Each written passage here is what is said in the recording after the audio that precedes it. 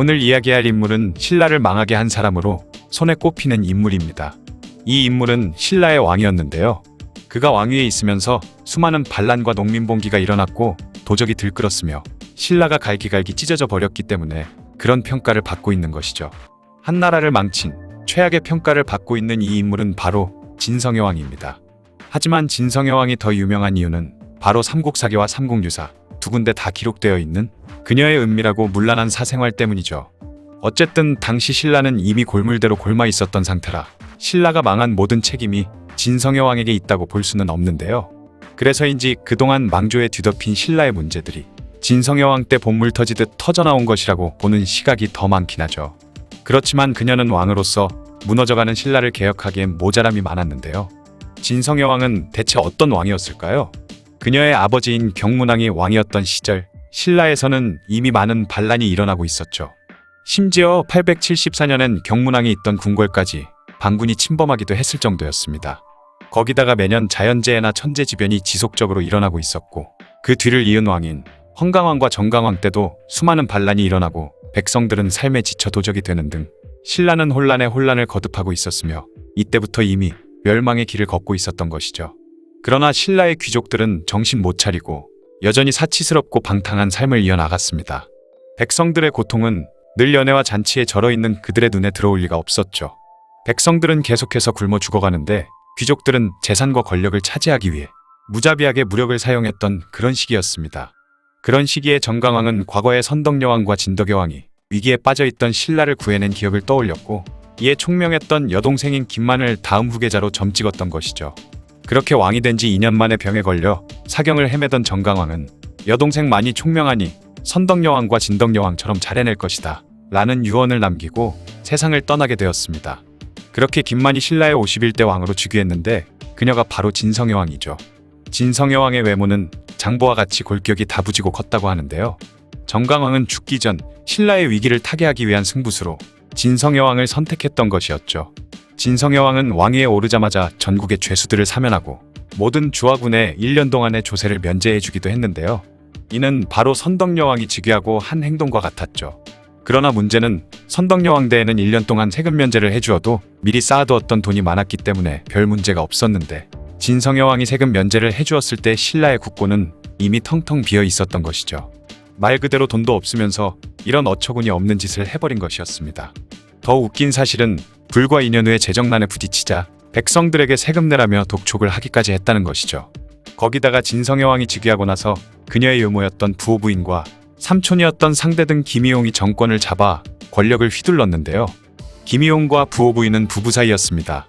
그런데 진성여왕은 삼촌이던 김이용과 근친상간을 벌였고 이는 훗날 두고두고 진성여왕을 욕하는 데 사용이 되었죠. 하지만 당시 신라는 골품제의 특성상 근친혼을 장려할 정도였고 김유신도 조카와 결혼했으며 김춘추의 부모님은 오촌 사이였을 정도로 굉장히 흔했습니다. 그래서 진성여왕과 김이용의 근친상간 이야기는 당시엔 그렇게 비정상적인 일은 아니었다는 것이죠. 어쨌든 그녀는 김이용에게 대구라는 화상과 함께 신라의 노래인 향가를 수집해 책을 만들게 했는데 그게 바로 삼대목이라는 책이었습니다. 안타까운 점은 진성여왕의 업적이라고 내세울 만한 게 이것밖에 없을 정도인데요. 더 안타까운 점은 현재 이 책이 남아있지 않다는 점이죠. 시간이 흘러 김이용이 세상을 떠나자 그녀는 밤마다 은밀히 미소년 2~3명을 궁에 불러들이기 시작했습니다. 그렇게 매일 밤을 여러 명의 남자들과 어울려 음탕한 시간을 보냈다고 하죠.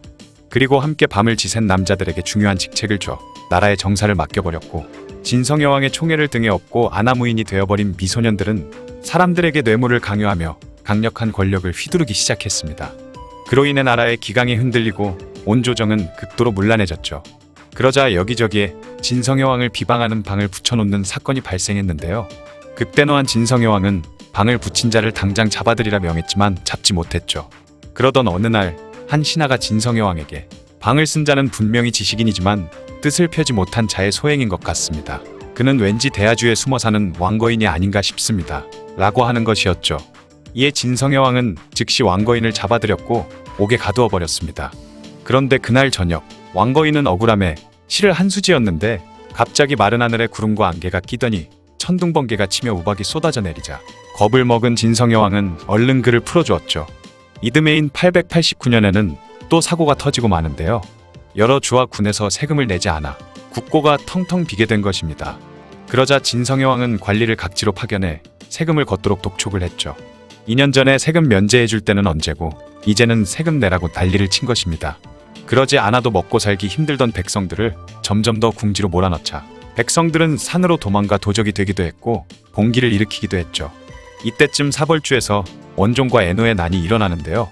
진성여 왕은 영기에게 군사를 내어주고 반란군을 진압하라는 명을 내렸습니다.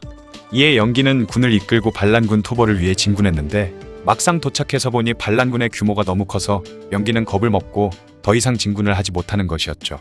중앙에서 파견된 관군은 반란군에 완전 쫄아서 어버버대고 있는 상태였지만 그 지역 촌주 우연은 적은 수의 군사로 반란군과 싸우다 장렬히 전사하기도 했습니다. 이후 원종과 애노의 난은 진압이 되었는지 아니면 사라져버렸는지 기록에 남아있지 않지만 관군의 지휘관이던 영기의 그런 행동에 개빡친 진성여 왕은 그를 참수해버렸고 전사한 촌주 우연의 아들이 아버지의 뒤를 이어 촌주가 되게 했죠. 이 원종과 애노의 난은 더 이상 신라 정부에서 지방을 통제할 능력과 힘이 없다는 걸 만천하에 드러내버린 사건이 되었고 후삼국 시대를 연 신호탄이 되었습니다. 신라의 상태가 그렇다는 걸 알게 된 사람들은 전국적으로 들고 일어나 그야말로 한반도는 군웅할 거의 시대가 펼쳐지죠. 891년 10월에는 북원의 군벌 양길이 궁예에게 군사를 내어줘 북원 동부락과 명주 관내를 습격하기도 했고 다음 해인 892년에는 견훤이 무진주를 점령한 뒤 스스로 왕위에 오르기도 했죠. 이후로도 궁예는 계속해서 여러 지역을 공격해 훗날 철원 등 10여 개의 군현을 자신의 땅으로 삼아버렸습니다. 이때 궁예와 견훤이 후고구려, 후백제를 공식적으로 선포하지는 않았지만 후삼국 시대의 기틀은 진성여 왕이 신라를 다스리고 있을 때 이미 완성되다시피 해버렸죠.